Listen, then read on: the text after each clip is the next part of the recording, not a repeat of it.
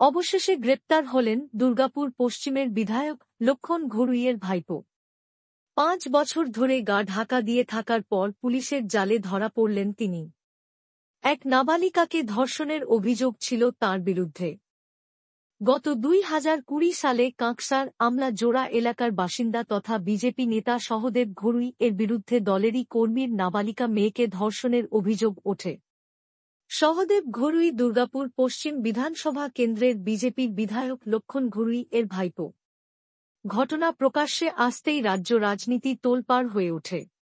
কাঁকসা থানায় নাবালিকার পরিবার অভিযোগ দায়ের করতে পৌঁছাতেই অভিযুক্ত সহদেব ঘড়ুই এলাকা ছেড়ে পালিয়ে যায়। এদিকে দুর্গাপুর আদালতে তোলার সময় বিজেপি বিধায়ক লক্ষণ ঘড়ুই এর ভাইপো সহদেব ঘড়ুই বলেন, তাকে রাজনৈতিকভাবে ফাঁসানো হয়েছে। মেয়েটির সাথে আমার প্রেমের সম্পর্ক ছিল। রাজনৈতিক চক্রান্ত করে আমাকে ফাঁসানো হয়েছে। বিধায়ক লক্ষণ ঘড়ুই বলেছেন, ভাইপো নির্দোষ, ভাইপো বাড়িতেই ছিল, তাকে পুলিশ কেন গ্রেপ্তার করেনি তা পুলিশ জানে। সে অসুস্থ ছিল এবং আছে। সে কোথাও যায়নি, অন্য রাজ্যেও যায়নি। এদিকে তৃণমূল জেলা সভাপতি নরেন্দ্রনাথ চক্রবর্তী বলেন, ত্রিপুরাতে লুকিয়েছিল, রাজবাঁধে আসতেই পুলিশ গ্রেপ্তার করেছে। তৃণমূল জেলা সভাপতি বিরোধী দলের নেতা শুভেন্দু অধিকারীকে কটাক্ষ করে বলেন, ধর্ণা মঞ্চ করবেন? আপনি না করলেও তৃণমূল করবে, ধর্ষকের ফাঁসির দাবিতে। এতদিন কোথায় লুকিয়েছিলেন?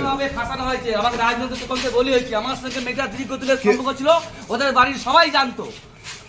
কে আপনাকে ফাঁসিয়েছে? রাজনৈতিক চক্রান্তে বলি করা হয়েছে, আমি নির্দোষ। বলছি আপনার কাকা তো বিধায়ক। 20 বছর আমরা আলাদা থাকি, আলাদা বাড়ি থাকি, আলাদা ঘরে থাকি। যে ঘটনা ঘটেছে তার জন্য পুলিশ আছে, কোর্ট আছে, পুলিশ অ্যারেস্ট করেছে, কোর্টে জবাব দেবে। কোর্টের কাজ করবে, পুলিশ কাজ পুলিশ করবে। আমার এখানে বলার কিছু নেই। দীর্ঘ কয়েক বছর এই মামলা হয়েছে থানায়, তো তারপরেও সে এত বছর ধরে বাইরে ছিল।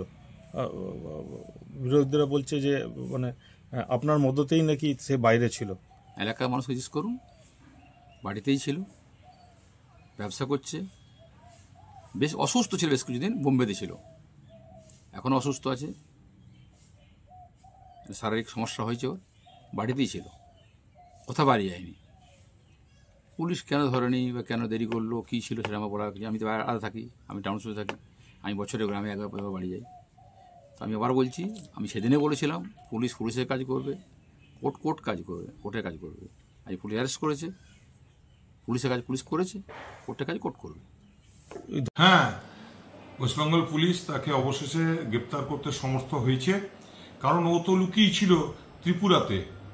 সেখান থেকে খবর পাওয়া যাচ্ছিল, তারপর পুলিশ তোকে অ্যারেস্ট করেছে আর আজকে কোর্টে প্রডিউস করছে।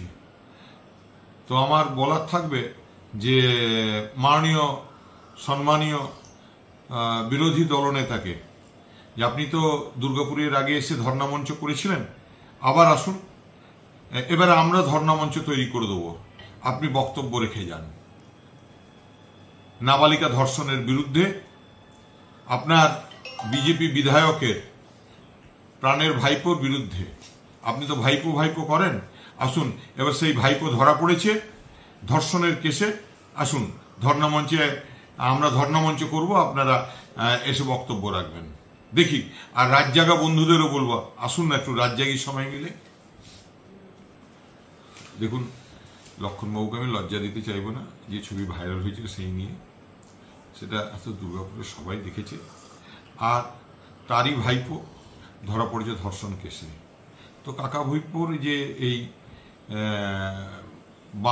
দুর্গাপুরের মানুষের কাছে বিধায়ক হিসেবে তাদের যে এই প্রতিদান, এটা দুর্গাপুরের মানুষই বিচার করবে।